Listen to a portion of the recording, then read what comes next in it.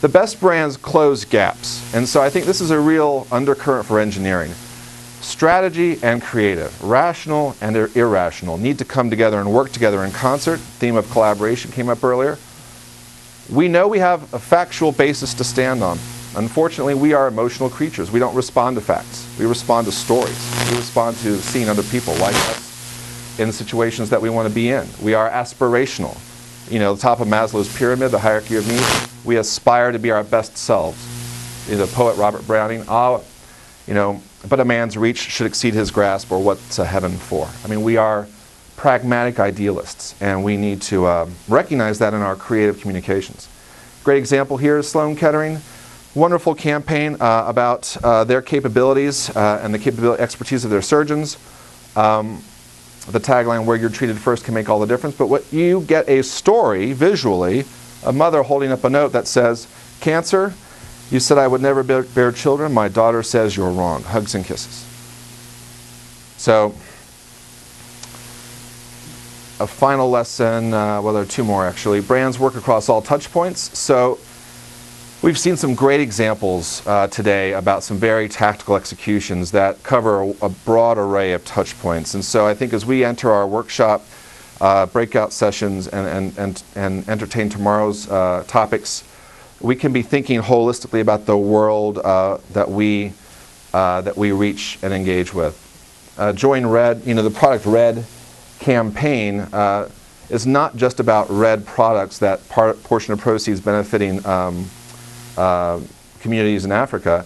It's also, you know, very advocacy oriented, like this Red Day, Turn the World Red Day, to benefit babies born with HIV. So our jargon in the marketing world, activation, how do you activate a brand? How do you bring it to life? What are the concrete things that you'll do to continue interest and continue extending your brand? And then lastly, for the top line lessons, the best brands are built from the inside out. Brand engagement is critical to cultivating brand ambassadors, and a great example of this is look at Intel's Sponsors of Tomorrow campaign. Our rock stars are not like your rock stars. You know, scoring very, very high internally in terms of employee pride and morale, and feeling like someone finally got them, and what that's done to help retention. So, turning the page now to specific challenges and opportunities at a deeper level. And this is a great point that Ginny made. You know, one of the nice things about having such low awareness of what engineers do, it's both a good thing and a bad thing, right? It's tabula rasa. It's hard or easy to brand something when it doesn't really have a brand. But there are, you know, innate challenges. The legacy of math and science are hard. It's hard work. It's challenging work. That's going to be probably, perhaps even a generational change, mind shift that we need to try to make. This industry spending $400 million plus ad hoc, decentralized way on marketing, communications, and outreach efforts, challenge. The limited resources, both to marketing and communications, but also to welcome new students into programs. The word wars, STEM, the identity politics. No, it's not technology. Let's say engineering. No, it's not science. Put engineering on the end of that. Then the tension between education and marketing. So, should this work reside in outreach and education, or should it also touch the brand marketing, the marketing communication side? Should we be working more closely together with our colleagues and peers? And then two, this dynamic tension between the social versus the consumer imperative. Great big urgent challenge, talent gap, need to get talent in the talent pool, need to remain competitive, all that, those are social imperatives. The consumer imperative, what's in it for me? Why should I choose engineering? That tension. And then the promise gap. Well, I'm here. I did my time. I graduated from college. I've taken my entry-level job, if it hasn't been exported overseas. And now I'm 10 years in, no room to grow, no promotions, incidents of microbias, I'm out. Done. So the promise gap. Doesn't do any good if we set up all these great messages and creative communications materials and we're not delivering authentically on the promise. So those are core challenges in my view.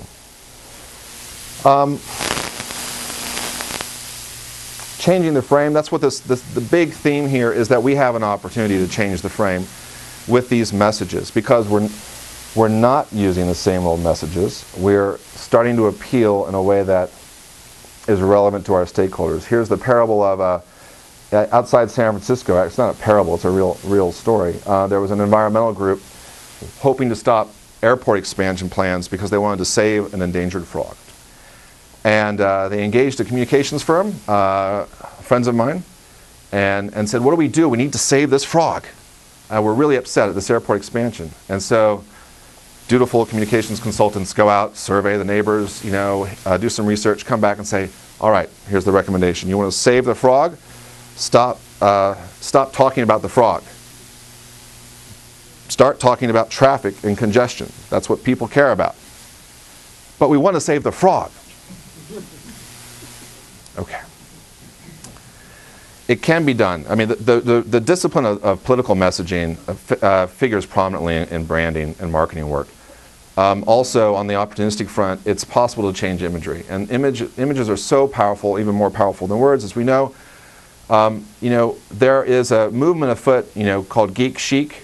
And look what Best Buy has done to brand the Geek Squad with real pride and cheekiness. And it's done wonders for them and been a really great innovation. Also, too, to change the experience. And I think that, if anything, if whatever our respective roles, whether we're directors of professional societies or whether we are deans of academic programs or council executives on executive communications, there is a spectrum of stuff that we affect and can influence as champions for this work.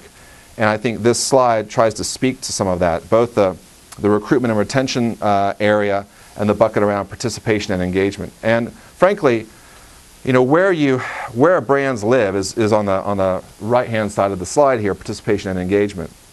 And the themes, of discovery, design, imagination, innovation, impact, those are cross-currents and that provide that connective tissue between these two buckets of activity.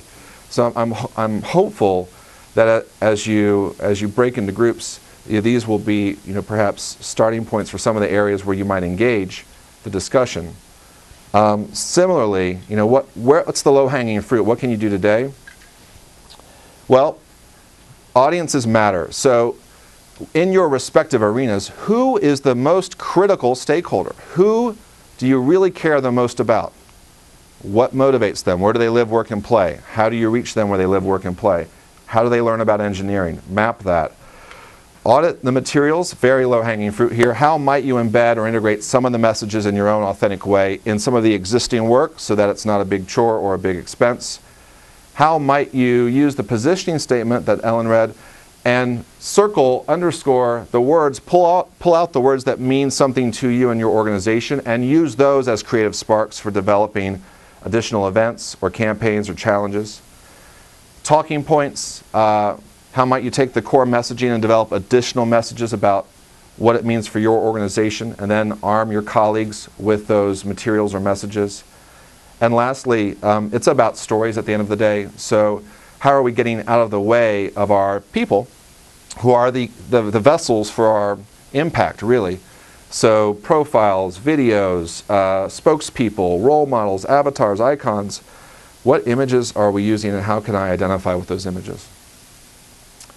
So before I ask Ginny to make some piggyback comments, in the end, I believe that this is a huge, huge opportunity, that the moment is really ripe to start this journey.